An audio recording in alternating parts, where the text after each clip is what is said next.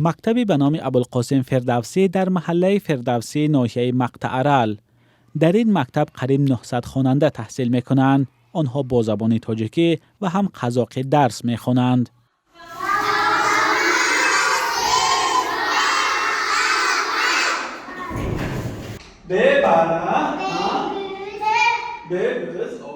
عبدالرؤوف فیضیف معلم صنف‌های ابتدایی است.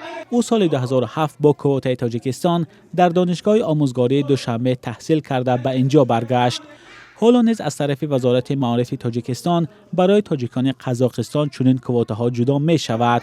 این آموزگار از معاش و شرایط کارش راضی است. تنها یک مشکلی دارد.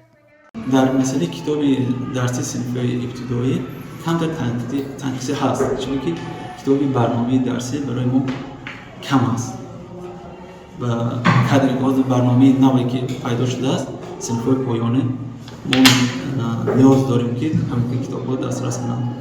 ما درخواست دادیم باز جوابش نامده است. ما خواهش می‌کنیم که بسیار کتاب‌های دسترس شدن برای صنف‌های ابتدایی خیلی خوب میشه.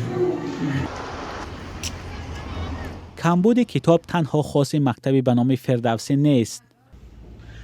اکثر مکتب‌های تاجیکی در قزاقستان یک مشکل اساسی دارند. این هم باشد نرسیدن کتاب تاجیکی. اکثر این کتاب‌ها چاپ دوره شوروی هستند. از جمله در همین مکتبی که به نام میرزا ترسونزاده گذاشته شده است، یگان کتاب این شاعری شناخته پیدا نمی‌شود.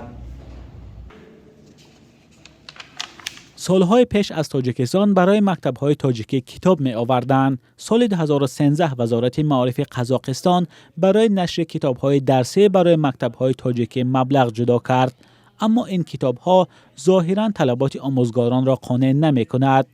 از این بدتر در کتابخانه‌ها ادبیات بدیعی با زبان تاجیکی قریب نمانده است. در کتابخانه ما یگانه ابوعلی بن سینا است، عبدالرحمن جامع، ابوعبدالله رودکی، شاعر بزرگ کمتر هست، لیکن در عین آنها را باشد کتاب‌های کهنه هستند. کتاب‌های دایر به این سال زمان حاضره نو چاپ شدگی برآمدگی نادسترس است، کم بوده است. ما خواهش می‌کنیم که یک چقدر خوب کتاب درسی باشد، خوب بدیعی باشد، علاقه امکان تا حدش هست ما حرکت میکنیم که برای ما بیارن رسانن و در این دیار ما در این مکتب ما خواننده ها چیکار کنن گرفته خوانن استفاده برن دانن اساسگذاری ما چی بود، تاریخ ما چی بود، تا اینکه جوانان آینده ما با خبر شوند.